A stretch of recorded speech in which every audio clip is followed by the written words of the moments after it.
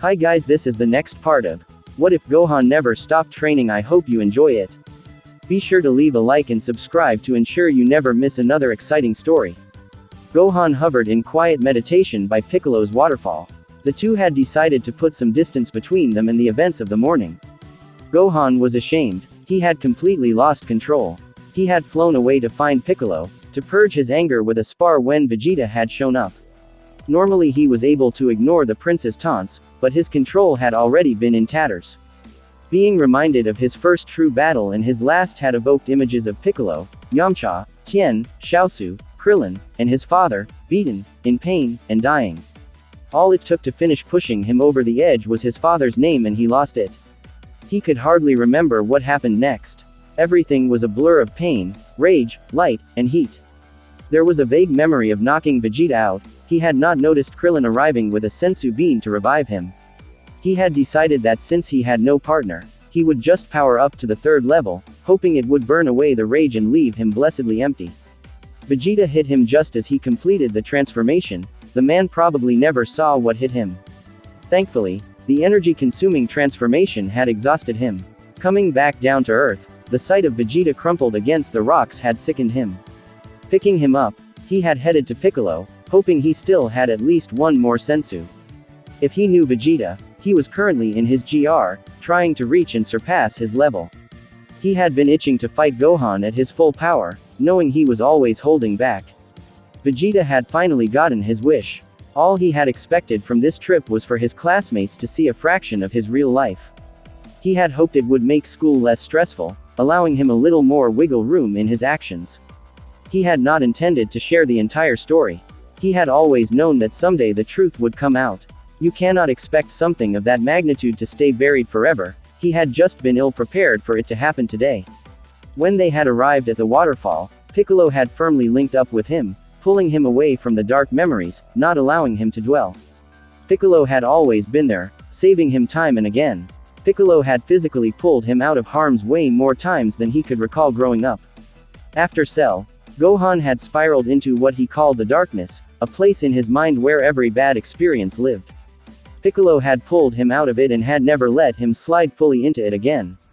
Gohan sighed quietly. Though he knew his mother would not appreciate the sentiment, he was closer to Piccolo than any other person on the planet. After Raditz, everything had changed. From that point on, the only time he had gotten to spend with his father, and not train, had been the few days in the hospital after the battle with the Saiyans and those few days of peace before the Cell Games. That was it. Other than that, his father had been away training him, fighting, or dead. His mother had been so intent on him studying, she would forget to take the time just to be with him. He loved his parents and knew they loved him in return, but Piccolo had been the one to listen to his nightmares, talk with him in the evenings or just sit quietly and watch the sunrise. He would not change his past if it meant losing Piccolo. You're supposed to be meditating, kid, not pouting. Piccolo growled. The two were still completely linked, all of their mental barriers down, after what had happened. Sometimes, privacy just was not that important. Laughing lightly, Gohan stretched from his position. Piccolo was right, he had not been meditating properly. I don't think I can fully clear my mind right now. We should probably head back though. It was good of Krillin to take over, but, Piccolo snorted, he had caught the unspoken comment. Krillin had terrible luck camping. He never seemed to be able to snare anything and the fish always seemed to avoid his bait. The group would be fortunate to have something other than rations tonight with the ex-monk in charge. The two took to the skies once more. Landing at the edge of camp, Gohan was surprised to see his cooks from the morning standing around a hoofed animal similar to a buffalo. They had actually caught something. However, they seemed to be at a loss as to what to do next.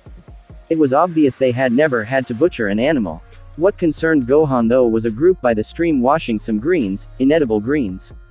Krillin had seen them land and walked over. Hey bro, don't act so shocked. Told you I had it covered, hehe. He was very proud of himself. Ah, Krillin, please tell me no one ate those. He said pointing to the greenery in question. No, they are for dinner. Why? They cause bouts of uncontrollable diarrhea. Krillin paled and raced to the group, disposing of the offending plants. Piccolo was trying his best not to betray his amusement. He had already shown far too much emotion in one day. Oh, come on, admit, you're going soft. Gohan teased. Piccolo responded by hitting Gohan with his eye lasers. Ah, hee hee, Krillin laughed nervously, walking back to them. Gohan, please tell me at least that thing is edible. He pointed to the buffalo. Yeah, that's fine, but how did you kill it? Oh, he mumbled. What? I key blasted the stupid thing. None of the traps worked. When Gohan started laughing, Krillin shoved him. Shut up. Go make yourself useful and clean that thing or whatever you have to do so we can eat. Still chuckling, Gohan walked over to the men who were still debating how to break down dinner. Gohan. Mr. Rubber shouted, relieved to see the boy. What do we do with it? He gestured wildly at the buffalo. Unsheathing his sword, Gohan made quick work of it, breaking it into neat portions like he had done with breakfast. He handed the meat off to the grateful men to put on the grill. That evening, Krillin entertained the group with stories about his travels as a young man and training under Master Roshi. Even Piccolo smiled once. Banking the fire for the night, everyone retired to their shelters. The day had ended much better than it had begun. Piccolo and Gohan headed back to their area for the night, lighting a small fire. Piccolo sighed silently in content. Even with the events of the day, he felt better than he had in weeks. His concentration had been strained lately, his meditation interrupted. With their minds still linked together, he felt complete. Over the course of the next few days, Gohan divided the group's day in half. In the mornings, he taught them about the vegetation, what was edible, what could heal, and what could harm. In the afternoons, Gohan covered the local animal life, what to eat, what to avoid, tracking, and trapping. He also taught them the basics of making rudimentary weapons and fire starting. By Saturday, Gohan felt they were ready to try a little exercise. In preparation, he made a quick run to CC, he needed a special capsule from Bulma. Alright everyone, he announced after breakfast, today we are going to do things a little differently. There will be no lessons today. Your goal is to go out in your pairs, find 3 edible plants, 1 medicinal plant, and catch at least 1 animal or fish for your lunch. First team back that successfully completes this exercise will win a prize. Ooh, what kind of prize, Gohan? Arasa squealed. Smirking, Gohan held up the capsule he had snagged earlier. This is a portable shower with an independent water heater. First team back gets a real shower tonight. Gohan had to wait for the squeals to die down. Piccolo covered his sensitive ears in annoyance. Okay. Rules, Krillin, no flying and stay at a normal pace. Krillin made a rude gesture, he wanted that shower. Also, do your own work, no asking other teams for help and no taking someone else's catch. If it is not your trap or line, do not touch it. Piccolo and I will be flying overhead, so no cheating. Everybody ready? Go. It was bedlam for a moment as everyone tried to exit the valley at the same time. Snorting at the spectacle, Piccolo and Gohan leapt into the air to keep watch. For the next few hours, they darted back and forth across the sky, blasting a snake before it could strike here or pulling someone out of a ditch over there. So far, there had been no cheating. Unbeknownst to Gohan, the group had decided after that first morning to do whatever was asked of them, in full, to show their appreciation to the boy that saved the world. They wanted to make the trip as enjoyable for him as possible. Videl and Krillin returned to the valley first with Sharpener and his father right behind them.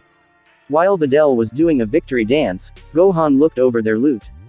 Krillin. Yeah bro. He was all but jumping in his excitement. Finally, hot water. He did not know how Piccolo had lived his entire life without indoor plumbing. Do you remember those greens you gathered that first night you were out here? Well, yeah, you had me get rid. No. Videl stopped dancing and Krillin whimpered. Gohan held up the offending plant, dashing away any hope for their showers. Sorry, but you only have 2 edible plants. Well Sharp, shower's all yours. He tossed the capsule to the father and son team before taking back off. There were still more teams out there. Videl lightly punched Krillin on the shoulder, scowling. Overall, being partnered with Krillin had been a very positive experience for her. While the subject of Gohan was firmly off limits, he talked to her, really talked, about everything else.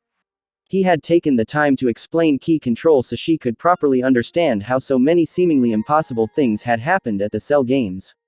He listened to her vent her frustration and sorrow over her father's actions. To her, he was becoming almost like an uncle. Krillin found himself drawn to Videl as well. The poor kid had been severely lacking in adult attention. Her father was always away on a promotional tour instead of being home with her. Krillin had a feeling it had been a long time since anyone other than her friends had taken the time to truly listen to her or offer advice. He wondered what 18 would say when he showed up with another kid, because there was no way he was going to force her to go back into that environment. Soon the rest of the teams had made it back to base. A free afternoon had been declared and everyone was taking advantage of it. Sharpener had been having fun rubbing in how wonderful his shower had been to Arasa, Piccolo and Gohan were off meditating, Krillin was having an animated discussion with Videl, and everyone else was playing in the water, when 18 decided to visit with Marin.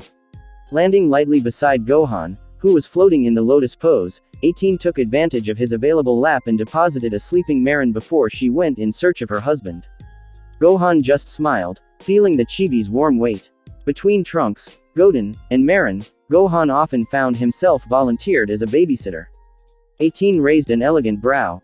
Krillin was currently sitting on a rock describing some of Master Roshi's exploits to a laughing raven-haired girl. Walking over to him, she sat down next to him. I hardly think that old pervert is an appropriate topic for children. 18. Leaning over, Krillin gave her a quick kiss. He laughed sheepishly at being caught. Roshi was not her favorite person. This is Satan Videl. Her father had to leave early, so I volunteered to be her adult for the trip. 18 gave her an interested look. She knew who the girl's father was. In fact, she had once offered to eliminate the man for Gohan. Pity he had refused. Coach, who's the babe? Sharpener yelled. Krillin bristled possessively, but 18 just gave him a mischievous look. Sauntering over to the hormonal teen, 18 leaned in, brushing her lips over his cheek, and whispered quietly, his wife. Sharpener choked, turning 3 shades of red. He had just hit on the coach's wife and he knew coach could wipe the floor with him in an instant. Meanwhile, everyone that had witnessed the show was holding their sides laughing. Hey coach, didn't you say that your wife is an even more accomplished fighter than you are? Videl asked. Hearing that, Sharpener sunk further into his panic. Still chuckling, Krillin nodded. Krillin had very little conceit. Unlike Vegeta, while he enjoyed fighting and increasing his strength, he did not see the need to put others down. 18 appreciated that trait in him. Ooh, coach, can we see you guys spar? Arasa pleaded. Since they had already been caught, the Z warriors present had decided to act as though super strength and flying were completely normal. By acting natural about it, the rest of the group had rapidly adjusted to it. But the only spar they had witnessed was the end of Gohan and Piccolo's that first day. They desperately wanted to see another. This was the perfect chance. That's not a bad idea. Piccolo's voice rumbled. Looking over to Krillin, he pointed to the sleeping child in Gohan's lap. Come grab your brat, Krillin. I think 18 and I should work the kid over. 18 smirked. That sounded like fun. Picking Marin up, she handed her over to Krillin. Piccolo reached over and grabbed Gohan. He wasn't moving fast enough to suit him. The kid had not wanted to power up, let alone spar, since his fight with Vegeta. Piccolo felt it was time to get over it. Excited, the group followed the fighters out of their valley and into a more open area. They had gotten used to seeing those 3 do impossible things every day, but had not seen a spar start to finish. Krillin just chuckled at their excitement, though if Chi-Chi ever found out, they were all doomed. Shall we make this interesting? Piccolo asked, as he took off his weights. He held a hand out towards Gohan, piling several tons of weighted training gear onto him. Even teaming up with 18, they would be hard-pressed to keep up with the kid. He was just that good. Piccolo. Geez, did you have to add that much? Gohan shouted, adjusting to the weight. What are you talking about, brains? Add what? You don't look any different. Sharpener was not the only one that was confused. Watch. Gohan took off one of his wristbands, letting it fall. It landed with a dull thud, sinking several inches into the ground. Curious, Videl stepped over and tried to pick it up. She could not even budge it. Shaking his head at Piccolo's version of interesting, Gohan lightly scooped the wristband up and slid it back into place. The slack-jawed expression had once again returned to the faces of the group. Okay guys, since there are so many people, no ki blasts. Try to keep your speed down so you remain visible too. Krillin instructed. The 3 nodded in acknowledgement, sliding as one into their stances. Raising their power, strong winds began to buffet their audience. A bright aura surrounded the warriors, bathing their surroundings in a brilliant light. By some unspoken command, they all charged at once. Gohan did want to lose control again. Until a few days ago he had been confident in his control, but now, He could feel the seductive pull of power, the seemingly endless well of pure energy, just begging to be released from its confines. Resisting temptation, Gohan devoted himself to concentrating on his speed, blocking and dodging the flurry of kicks and punches around him as the trio rose further into the air. 18 was amazed at Gohan's speed. She hadn't seen him in action since before he had fought with Cell. The others had told her, but this was insane. She had yet to land a single blow. Disgusted, she called to Piccolo, "I don't think you added enough weight." Piccolo grunted in acknowledgement. 18 wasn't the only one that was disgusted. The kid was dodging or blocking everything, but had yet to throw a single punch or kick. He was completely on the defense and it did not look as though he intended to fight back. Piccolo could feel his reluctance to go on the offense. Determined to shake him out of his fear, Piccolo broke Krillin's rules. Special Beam Cannon. The spiral of deadly energy slammed into Gohan. 18, taking her cue from the Namek, fired her own Ki Blast. The attacks combined, engulfed Gohan, growing larger and brighter. "Everybody duck!" yelled Krillin, shielding Marin. Whenever Gohan knocked that energy away, the shockwave would be tremendous.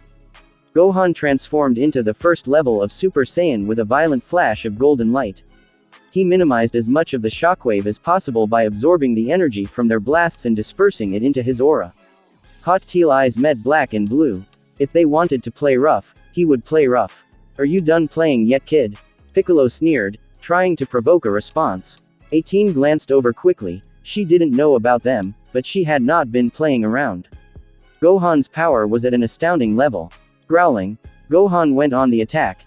He took 18 out first. Phasing in behind her, she was unable to block the roundhouse kick he aimed at her. The force slammed her into the ground below, embedding her into the rocks. She decided to stay there for the moment, as it seemed the safer option. Turning on Piccolo, the Namek suddenly had his hands full. The rapid barrage of kicks, flips, and punches, in endless variety, was relentless. Breaking away, Piccolo tried to raise his energy as quickly as possible. Gohan didn't give him enough time.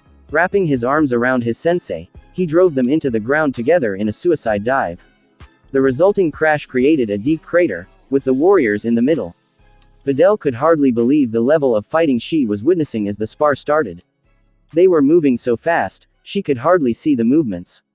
Then Piccolo and 18 fired light, Coach had called them Ki Blasts, at Gohan, engulfing him. It had exploded, knocking everyone onto the ground that had not ducked quickly enough after Krillin had shouted. At the epicenter of the explosion floated Gohan.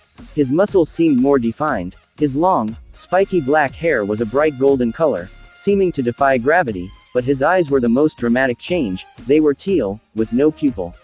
Any lingering doubt anyone may have harbored was instantly dispelled. He was definitely the delivery boy. Videl blinked, and she missed it. Suddenly there was an explosion on the ground. Krillin muttered, "Ouch." That is when she realized 18 was nowhere in sight. Alarmed, she turned to him. "What happened to 18? Is she okay?" "Oh. Gohan just knocked her into the ground. She's fine, just probably does not want to play anymore." "Man, did you see that?" he exclaimed, gesturing. By now, the noise had woken Marin up and she was sleepily watching the fight as well. She had seen Uncle Gohan and Mr. Piccolo go at it before when her daddy took her to visit, so she wasn't overly impressed. Videl gave Krillin a look that clearly said she thought he had lost his mind. She then gasped in horror as she watched the two men rocket towards the ground. Everyone was knocked back by the force of their impact. When no one emerged, the group ran for the crater. Except Krillin, who strolled over to see if his wife was ready to get up. No one was prepared for what met their eyes at the bottom of that crater. They had been expecting major injuries, the two to be knocked out, something in line with the force of that fall. What they found was Piccolo laying back, a self-satisfied smirk on his face, and Gohan, still in Super Saiyan form, laughing. "What is the matter with you two? What the hell, brains? How are you not dead?" The questions overlapped as the babbling mass tried to process what they had just witnessed. Gohan just waved them off, still laughing, and Piccolo just rolled his eyes. 18 floated down and sat down next to them. Cocking a brow, she waited for an explanation. Not feeling the need to share, Piccolo merely shook his head. Pouting slightly, 18 rose and took Marin. It was almost time for the little girl's dinner. She kissed her husband goodbye, ignoring the catcalls and wolf whistles that echoed through the teenagers present, and headed home. Krillin would probably explain it to her later anyway. That is, after they finished discussing a certain girl moving in with them. 18 approved of Videl. The teen was nothing like her father. Still blushing slightly, Krillin suggested to the group that it was time to find some dinner. They split into several groups, some went to hunt, others to forage, and a few went to find more firewood and get the grill ready. Shaking their heads at the apparently senseless beings still at the bottom of the crater, they dispersed. Sighing contently, Gohan laid back, arms stacked behind his head and watched the clouds lazily drift across the sky. In a very rare show of relaxation, Piccolo joined him. Gohan could count the number of times that had happened on a single hand. You did that on purpose, didn't you, Sensei? Of course. There is nothing wrong with your control, kid. Before Vegeta showed up and pushed you, we were fine. Yes, you were angry, but you were not trying to slaughter me either. I knocked Vegeta around pretty badly though, and I cannot remember everything that happened. Gohan's guilt over that was an almost tangible force. Both times, after you knocked his royal idiot out, you left him alone. You were able to stop yourself. Gohan hummed in reply. Piccolo was right. If he had completely lost control, Vegeta would be dead. Looking up at the sky, he let his mind drift and just enjoyed the moment. He and Piccolo were still firmly linked. They had been for several days now, in fact. Gohan could feel his friend's satisfaction that his little scheme had worked so well, and a lazy pleasure for the serenity of the moment. Still stretched out at the bottom of the crater, the acute relief had relaxed Gohan so much that he slid into sleep. As he was so closely linked to Gohan at the moment, Piccolo was pulled into slumber as well before he even realized the other's fatigue. Thanks for watching this episode. I hope you enjoyed. The next episode will be up soon.